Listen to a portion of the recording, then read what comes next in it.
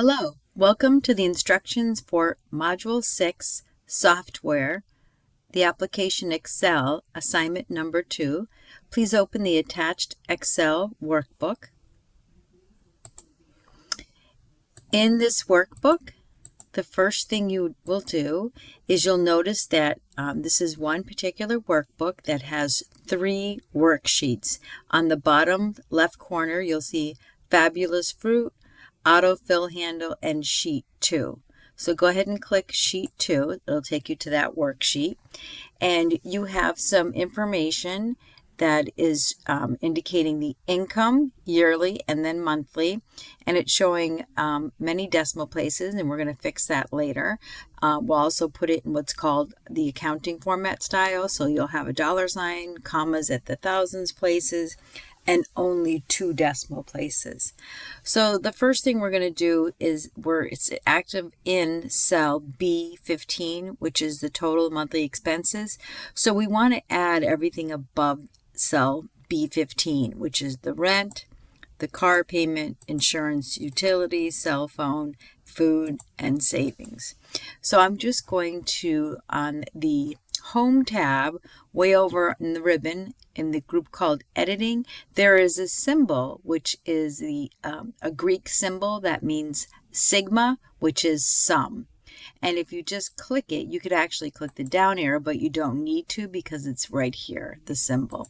So if you just click this, it's going to give you everything that is above it added together, the sum of it. And then you'll actually see the formula is equals sum, and in parentheses, the range is B8 through B14. And then you just press enter. So right now, the total monthly expenses are a little over $3,000. So what we want to do now is find out what's the net income. So the yearly income is $50,000, and if you divide that by 12, which is the formula is already done there for you, it's a little over $4,166. So what is the savings after you pay all your bills? So sitting in B16, all formulas start with an equal sign, and then I'm going to click B5, which is the monthly income, minus, and now I'm going to click B15, which is the monthly expenses, and then press enter. So your saving is just slightly over $1,000, $1,008. So these 2 formulas that we just did, we're going to repeat in column C. But you can, with the open plus sign, hold and drag down to select both of those cells. So just point anywhere in here with the plus sign, hold and drag down, then hover over to the corner and you'll see a little green box. When you hover over it, it changes to a thick plus sign. Just hold and drag over, and it repeats the formula for cell C15, which is to add C8, because that's column C, to 14, and then the difference is the annual monthly salary subtracting the monthly expenses. So to recap on this, the current income is $50,000 a year, and the proposed, maybe you're offered a new position or new location, is $60,000. The expenses go up. You may have to relocate. So the expenses do go up, and in the end, you're only saving a few dollars more than the original. So sometimes you have to put your pros and cons and figure out, is it worth the move? So now what we want to do is set it up for the proper formatting style. So I'm going to select, and again, selecting is with the big plus sign. So I'm going to select B4, and I just hold and scroll down, and then scroll over and let go. And then I'm going to choose right here the accounting number format, and it puts it with the dollar sign, the comma, and the thousands place, and it's only 2 decimal places. And it did round up because it was 6.66667, so it did round up. Now I'm going to hover over B8 and go all the way down to B16, drag across to C, and again choose the accounting number format. You could also get it in here if you wanted. the accounting number format, but it's just as easy to click this one, the accounting number format. If you click the down arrow, you get other currency denominations, but I'm going to go with English. So there we go. Now what we need to do is type a title for this. So in A1, I'm going to type net income comparison. And then just press enter. And if you wanted to get fancy for the column labels, I'm going to select A through C, and I'll go into cell styles, and you can pick any cell style you'd like. And as you hover over them, you get a little preview of what it will look like. So you can choose whatever you like, and do the same thing for the column labels for A, B, and C on row 7. You can pick the same one or something different if you want. And then for the net income, row 16, A, B, and C, there is a style called total, which gives you a thin line below it, above it, and a double line below it. And that's usually used for financial documents. And the last thing to do is to change the name. Instead of sheet 2, you want to give it a different name. So if you just double click it, we'll call this comparison 1. And then just press enter. Now we'll go to the sheet called, go to the one that is autofill handle. And this one, what you'll notice that in columns A through J up to row 12, they're already completed, where it's quiz 1 through 12, the 12 months of the year, days of the week, and so forth. So what we have starting in row 16 is we're going to recreate this. So I already typed the first one for each row. So if you hover, it's already selected in A16. Again, if you hover over, in the middle is if you wanted to select cells, but what we want to do is repeat this so it does it for us, because it's more efficient to do quiz 2, quiz 3. Make sure the plus sign changes to a thin, solid plus sign. Hold and drag down, and you can see it's counting the quiz numbers, and you want to go to quiz 12. So that's row 27. And then for January, again, you'll hover over the, this is the flash fill handle, and drag down, and you'll see it all the months of the year. If you stopped at December, it would stop right there, but if you continue, it starts all over again. But I'll stop right here. Same thing with Monday. You can drag all the way to Sunday. If you didn't, it would continue all over again, so I'll stop on Sunday. Test 1, I want it to be test 1 through test 12, and let go. Now this is when it gets a little different. So the miles per hour, it's actually increasing by tens. So if I were to use the fill handle here, it would do 61, 62. But what I really want it to do is to increase by tens. So you actually have to tell Excel what the pattern is, and then that way it'll recognize this one's going by tens. The beats per minute are going to increase by 20s, and the coins are by quarters. So you have to at least do 2 so that Excel understands the pattern. Here, this was recognized by Excel, but this is very unique. It wouldn't be. So you could, so you select both of them, and then you go to that fill handle and drag it down. So it's going by tens.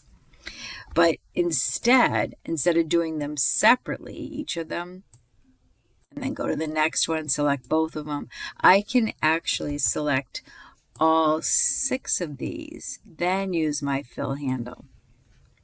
So this one is going by tens, this one is going by 20s, and this one's by quarters. In column H, what happens when the year ends? So December 24th of 2023, what happens when the year ends? You'll notice that it automatically goes to 2024. On this one, there's another way you can do it. So you want it to continue increasing the years, 2000, 2001, 2002.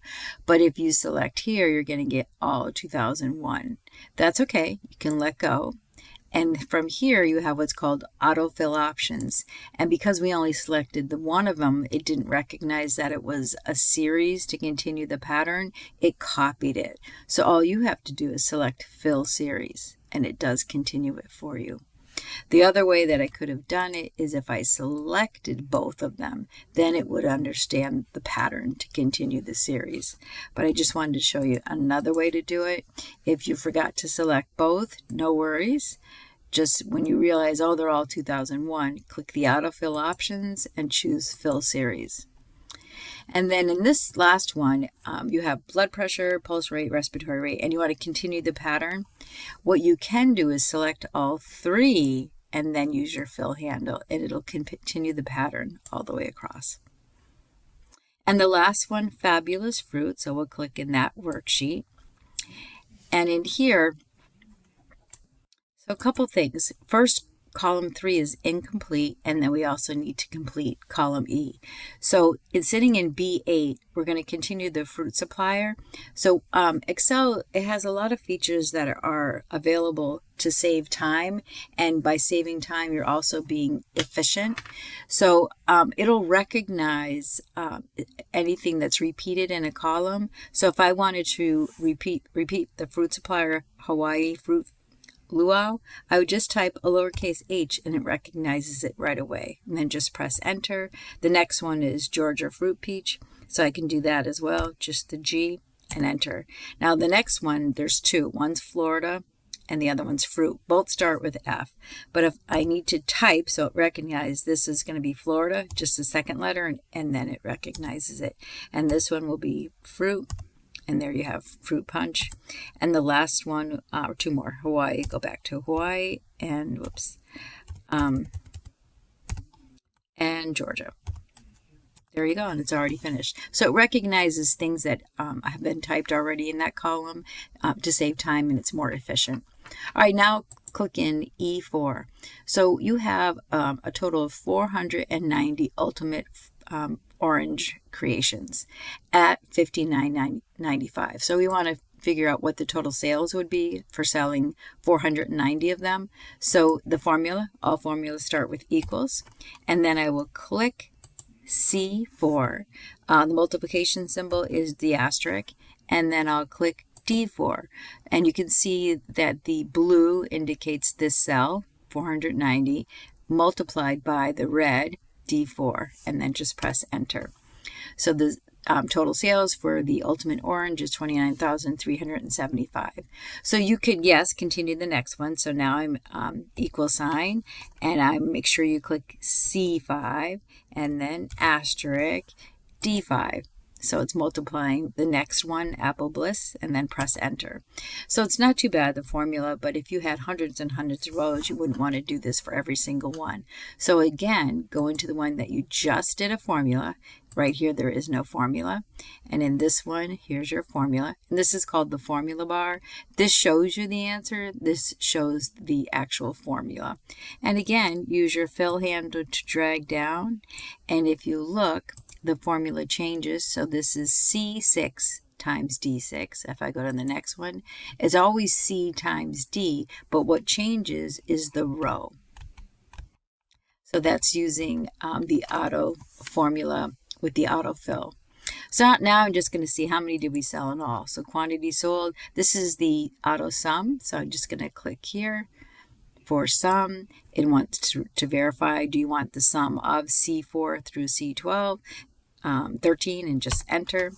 And then do the same thing for E14, auto sum. And it's reconfirming, do you want the sum of E4 through E13, and I'll just press enter. I really don't need a sum here for the unit price. So you have your total baskets sold, fruit arrangements of 8,138, and this is your sales. If for some reason, I'll have you leave it at this, if you wanted to change the quantity sold here from 490 to just 4, if I just click in that cell and just type 4 and press enter, it'll readjust all the calculations for me. But I'm just going to undo and have it as that. So we worked on one workbook and we completed 3 worksheets. So when you save this as one item, it saves all three of them. So that's a save. Make sure it's saved as an Excel, which is a .xlsx, and submit.